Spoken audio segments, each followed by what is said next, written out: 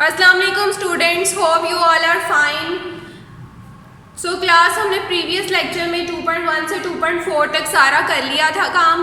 2.4 का तक आपका रिव्यू भी चला गया है। नेक्स्ट हमारे पास जो यूनिट नंबर 9 है वो हम स्टार्ट करने लगे हैं। एक्सरसाइज हमारी 9.1 है। तो यहाँ पे इस चैप्टर का नेम हमारे पास है एरियाज एंड वॉल्यूम्स।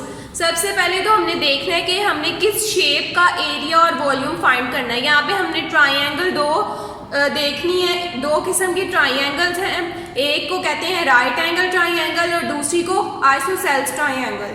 जो राइट एंगल ट्राइंगल है उसमें क्या होता है कि कम से कम एक एंगल जो है वो 90 डिग्री पे होना चाहिए।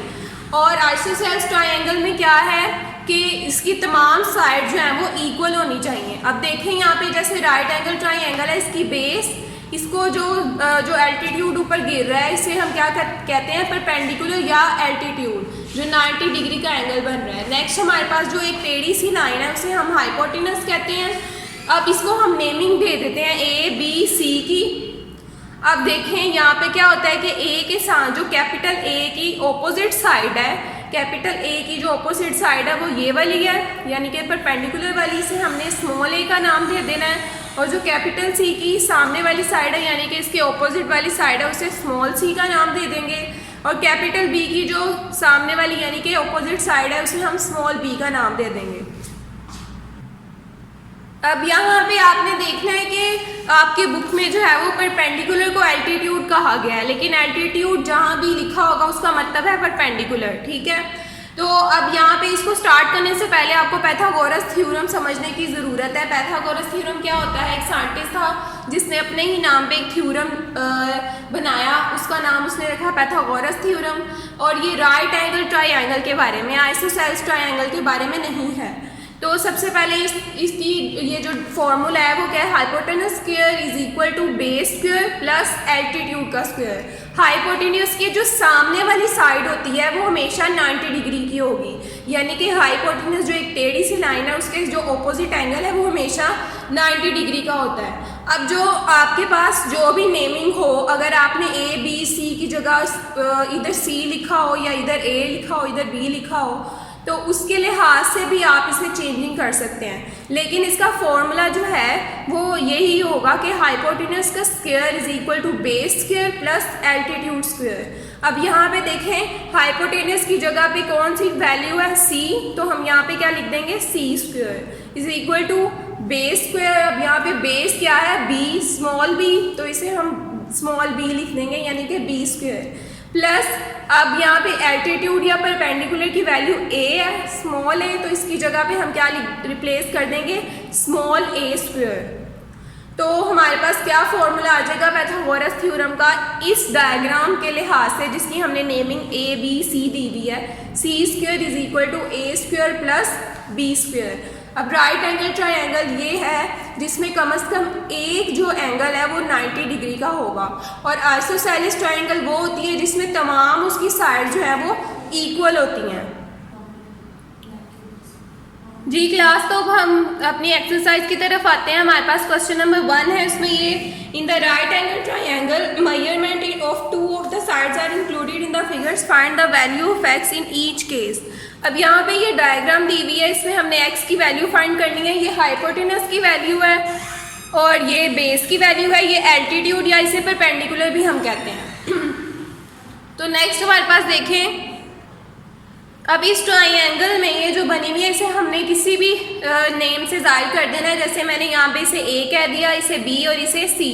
ये 90 डिग्री का एंगल है, यहाँ पे इसे मैंने सी का नाम दे दिया। तो हमें पता है कि जो कैपिटल ए के सामने वाली साइड है उसे हम स्मॉल ए का नाम देते हैं, कैपिटल बी के ऑपोजिट यानी कि उसके सामने जो बिल्कुल साइड है उसे स्मॉल बी का, और कैपिटल सी के बिल्कुल ऑपोजिट जो साइड है उसे सी, स्मॉल सी। अब स्मॉल सी की यहाँ पे वैल्यू x है जो कि हमने फाइंड करनी है। अब बाय पाइथागोरस थ्योरम के जो भी हमने पढ़ा है उसमें क्या था कि hypotenuse square is equal to base square plus altitude square, ये फॉर्मूला है हमारे पास।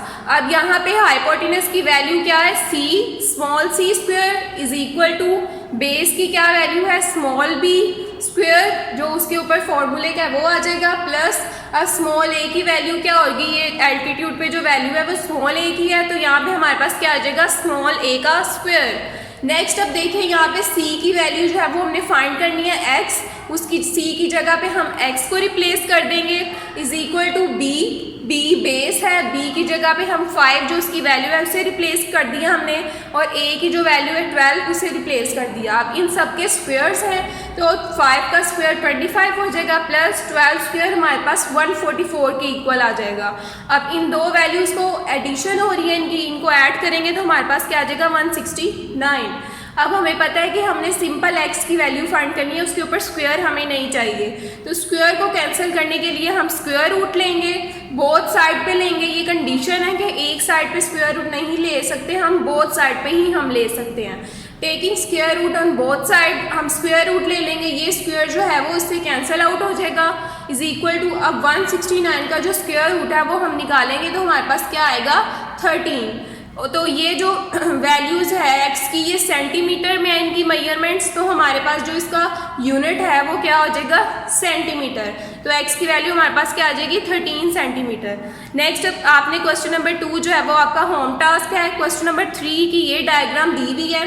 अब इस डायग्राम के अकॉर्डिंग आपने देखना है, जो हमें पता है हाइपोटेनस की जो वैल्यू है वो एक टेढ़ी जो लाइन है वो हाइपोटेनस की होती है, और जहाँ पे 90 डिग्री का एंगल बन रहा होता है यानी कि हाइपोटेनस के बिल्कुल सामने 90 डिग्री का एंगल बन रहा होता है वो हमारे पास क्या होती है एल्टीट्यूड, और बेस जो होती है वो इन दोनों का कनेक्शन है। नेक्स्ट अब अगेन हम बाय पाइथागोरस थ्योरम इसे स्टार्ट करते हैं। हमारे पास फॉर्मूला पाइथागोरस थ्योरम का क्या है, hypotenuse square is equal to base square plus altitude का स्क्वायर। अब हाइपोटेनस की यहाँ पे वैल्यू क्या है, मैंने इसे रिप्लेस कर दिया इसकी नेमिंग से। आप कुछ भी नेमिंग दे सकते हैं, ज़रूरी नहीं है कि जो हमने क्वेश्चन नंबर 1 में दी है वही हम इसमें भी दें। मैंने a किसे कह दिया, b उसे कह दिया, और c इस वैल्यू को। अब c के बिल्कुल ऑपोजिट यानी कि सामने वाली जो साइड है वो स्मॉल c, b के सामने वाली जो साइड है उसके ऑपोजिट है वो स्मॉल b से हम रिप्लेस कर देंगे, और कैपिटल A के जो सामने वाली साइड है उसे स्मॉल a से।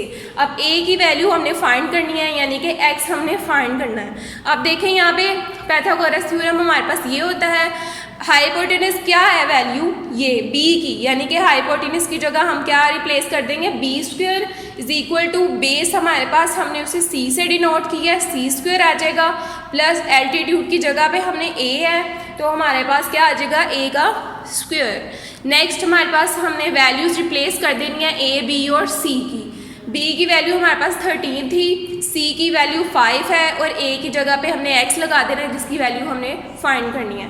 13 स्क्वायर 169 होता है, 5 का स्क्वायर 25 और x square as it is आ जाएगा। अब हमें पता है कि हमने x की वैल्यू फाइंड करनी है, इसके साथ 25 हमें नहीं चाहिए, तो 25 इज इक्वल के वहाँ जाके 169 के साथ माइनस हो जाएगा क्योंकि यहाँ पे वो x स्क्वायर के साथ प्लस हो रहा था। अब 169 में से 25 जब हम सब्ट्रैक्ट कर देंगे तो हमारे पास क्या आ जाएगा 144 is equal to x square. अब x की जो वैल्यू है उसके ऊपर स्क्वायर हमें नहीं चाहिए तो बोथ साइड पे स्क्वायर रूट लेंगे, अगेन क्वेश्चन 1 की तरह taking square root on both sides. यहाँ पे अब हमारे पास क्या आ जाएगा ये एक्स स्क्वायर, इसके ऊपर square root is equal to square root 144, x is equal to 12 centimetre, यानी कि स्क्वायर रूट 144 हमारे पास किसके इक्वल आ जाएगा 12 के। जी क्लास, तो क्वेश्चन नंबर 4 भी आपका होम टास्क है। नेक्स्ट हमारे पास क्वेश्चन नंबर 5 है, ये इसकी डायग्राम दी हुई है, हमने उसी तरह उसे नेमिंग से रिप्लेस कर देना है, नेम कर देना है, यानी कि A, B और C। अब A के सामने वाली जो साइड है वो स्मॉल a है, B के जो ऑपोजिट यानी कि बिल्कुल सामने जो उसकी साइड है वो स्मॉल b, और C की ऑपोजिट जो साइड है वो स्मॉल c से रिप्लेस करते हैं हम। अब नेक्स्ट हमारे पास वैल्यूज दी हुई है, यानी कि b की वैल्यू x है, a की 6 और c इज इक्वल टू 10। हमारे पास बाय पाइथागोरस थ्योरम के ये फॉर्मूला हमारे पास है, hypotenuse square is equal to base square plus altitude square. हमें पता है कि हम एल्टीट्यूड जो 90 डिग्री का एंगल है उसे हम एल्टीट्यूड कहते हैं, और जहाँ पे उसकी जो टेढ़ी सी लाइन बन रही है वो हाइपोटेनस होता है, और जो एल्टीट्यूड और हाइपोटेनस को आपस में लाइन मिला रही है उसे हम बेस बोलते हैं। अब ये हमारे पास फॉर्मूला है इसका, हाइपोटेनस की जगह पे देखें यहाँ पे c है तो हम स्मॉल c लगा देंगे, और बेस की जगह पे यहाँ पे b है स्मॉल b, अगेन एल्टीट्यूड हमारे पास a है, a स्क्वायर आ जाएगा। अब इन तमाम वैल्यूज़ की जगह पे हमने उनकी वैल्यूज़ को रिप्लेस कर देना है, यानी कि c की जगह पे हमारे पास 10 आ जाएगा, b की वैल्यू x है और a की वैल्यू क्या है हमारे पास 6। 10 का स्क्वायर जब हम फाइंड करेंगे तो 10 का स्क्वायर हमें पता है वो 100 आता है। x square as it is आ जाएगा 6 स्क्वायर 6 6 36। अब यहाँ पे अगेन देखें x स्क्वायर की जब हमने या x की वैल्यू फाइंड करनी है तो उसके साथ 36 हमें नहीं चाहिए, तो इज इक्वल के वहाँ जाके 36 यहाँ पे ऐड हो रहा है, वहाँ जाके सब्ट्रैक्ट हो जाएगा। तो 100 में से 36 हम जब सब्ट्रैक्ट करेंगे तो हमारे पास क्या आएगा 64 एक्स स्क्वायर। अब देखें यहाँ पे सिंपल x की वैल्यू चाहिए, स्क्वायर नहीं चाहिए, तो बोथ साइड पे हम स्क्वायर रूट ले लेंगे, तो यहाँ पे x स्क्वायर रूट से कैंसिल हो जाएगा। 64 का जो स्क्वायर रूट है वो हमारे पास 8 आता है, क्योंकि यहाँ पे मेजरमेंट जो हम सेंटीमीटर में ले रहे हैं तो हमारे पास 8 सेंटीमीटर आ जाएगा। जी क्लास, तो क्वेश्चन नंबर 1 हमारे यहाँ पे कंप्लीट हो चुका है। इसके जितने 3 पार्ट्स जो रह गए हैं वो आपने घर में करने हैं। क्वेश्चन नंबर 2 देखें, सबसे पहले इसकी स्टेटमेंट को समझते हैं। In an isosceles right angle triangle the square of the hypotenuse is 98 centimetre square, find the length of the congruent sides. सबसे पहले in an isosceles right angle triangle, अब हमने देखना है कि ये ट्रायंगल कौन सी है। यहाँ पे आइसोसेलेस तो दूसरी ट्रायंगल होती है, लेकिन हमने यहाँ पे ये क्यों ड्रॉ की है। सबसे पहले तो ये इसका ये मतलब है उसके उसने आइसोसेलेस के बाद राइट एंगल ट्रायंगल लिखा है। इसका मतलब है कि हमारी जो राइट एंगल ट्रायंगल है उसकी कम से कम 2 साइड्स जो हैं वो इक्वल होनी चाहिए। इसका मतलब है कि आइसोसेलेस ट्रायंगल है, इसकी तीनों साइड जो है वो इक्वल होती हैं, लेकिन यहाँ पे राइट एंगल ट्रायंगल की हम बात कर रहे हैं तो कम से कम 2 जो हैं वो इक्वल होनी चाहिए। The square of the hypotenuse is 98 centimetre square. अब यहाँ पे उसने स्क्वायर दिया हुआ है हाइपोटेनस का, यानी कि 98 सेंटीमीटर स्क्वायर। जब मैंने इसकी नेमिंग की है ए बी और सी से, बी के सामने स्मॉल बी और सी के सामने स्मॉल सी, ए के सामने स्मॉल ए, जैसे हमने पिछले क्वेश्चंस में किया है। अब हमें पता है कि यहाँ पे उसने स्क्वायर की वैल्यू दी है, तो इसका मतलब है यहाँ पे बी स्क्वायर की वैल्यू गिवन है, यानी कि 98 centimetre square. Find the length of the congruent sides. Congruent means both sides are equal, यानी कि सी और ए जो रह गई हैं साइड्स, ये दोनों इनकी वैल्यू जो है वो सेम आनी चाहिए। इसका मतलब है कि कॉन्ग्रुएंट। अब यहाँ पे देखें ये दोनों इसकी कंडीशन है। Congruent means both sides are equal, यानी कि C equal to A. C की जो भी वैल्यू आएगी वही ए की आएगी, या ए की जो भी वैल्यू हम फाइंड करेंगे वही सी की वैल्यू होगी। अब नेक्स्ट हमारे पास, अब यहाँ पे देखें हमें तो यहाँ पे सिंपल b चाहिए होता है। अगर हम यहाँ पे स्क्वायर उसकी वैल्यू जो कैंसिल कर दें तो हमारे पास क्या आ जाएगा b स्क्वायर। इसका स्क्वायर रूट लेंगे बोथ साइड पे, b इक्वल टू 98। अब यहाँ पे आपने एक बात याद रखनी है क्लास, ये हमने 2 चैप्टर में भी पढ़ा था, लेकिन वो हमने डायरेक्ट स्टेप कर दिए थे तो मैंने वैसे लिखा था। यहाँ पे आपने क्या करना है कि कभी भी आपने एक स्क्वायर रूट को 2 वैल्यूज़ के साथ एक ही जगह पे कैंसिल नहीं करना। यानी कि यहाँ पे देखें सेंटीमीटर स्क्वायर एक वैल्यू है, उसका जो मेजरमेंट है वो 98 जो उसकी वैल्यू। अब दोनों को अलग अलग स्क्वायर रूट में पहले लिखेंगे और फिर उसके स्क्वायर रूट से उसे कैंसिल आउट करेंगे। ये जो 2 है ये स्क्वायर रूट से कैंसिल हो जाएगा और 98 का स्क्वायर रूट हमारे पास क्या आ जाएगा 49, यानी कि b की जो सिंपल वैल्यू है वो हमारे पास क्या आ जाएगी 49 सेंटीमीटर। अगेन यहाँ पे सिंपल b की वैल्यू हमने निकाल ली है। पाइथागोरस थ्योरम लगाएंगे 2 साइड्स फाइंड करने के लिए जो कि कॉन्ग्रुएंट है, यानी कि इक्वल है। By Pythagoras theorem hypotenuse square is equal to base square plus altitude का स्क्वायर। हाइपोटेनस की यहाँ पे वैल्यू है b, तो यहाँ पे b को रिप्लेस कर देंगे, इज इक्वल टू बेस की वैल्यू c है, c आ जाएगा, एल्टीट्यूड की जगह पे a आ जाएगा। तो इनके सबके ऊपर हमें पता है कि स्क्वायर होता है, ये हमारे पास पाइथागोरस थ्योरम है। अब नेक्स्ट देखें b square is equal to c square. अब देखें हमारे पास 2 जो साइड्स हैं वो एक दूसरे के इक्वल हैं, यानी कि c को हम a की जगह लिख सकते हैं और a की जगह पे हम c भी रिप्लेस कर सकते हैं। चूँकि हम 2 वैल्यू एक टाइम पे नहीं फाइंड कर सकते, इसलिए मैंने a की जगह पे यहाँ पे c रिप्लेस कर दिया है, क्योंकि वो भी उसके इक्वल ही है। अब c इनके साथ जो वेरिएबल है, वेरिएबल के साथ जो वैल्यू है वो 1 + 1 होगी, तो 1 + 1 2 आ जाएगा 2c स्क्वायर। तो हमारे पास यहाँ पे b स्क्वायर की जो पूरी वैल्यू थी वो हमारे पास गिवन थी 98, यानी कि वो स्क्वायर के साथ ही गिवन थी, उसका स्क्वायर हमने फाइंड नहीं करना। उसकी वैल्यू हमारे पास थी 98 is equal to 2c² as it is आ जाएगा।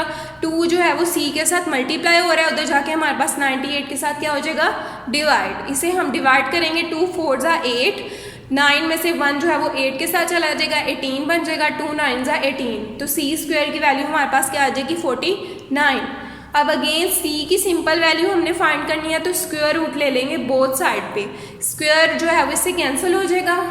अगेन 49 का स्क्वायर रूट जो है हमें पता है 7 होता है, c की वैल्यू हमारे पास क्या आ जाएगी 7 सेंटीमीटर। हमें पता है कि कॉन्ग्रुएंट साइड्स थी और दोनों इक्वल थी, तो जो c की वैल्यू है वही a की भी वैल्यू होगी, तो a की भी वैल्यू हमारे पास आ गई और c की भी आ गई, दोनों की 7 सेंटीमीटर।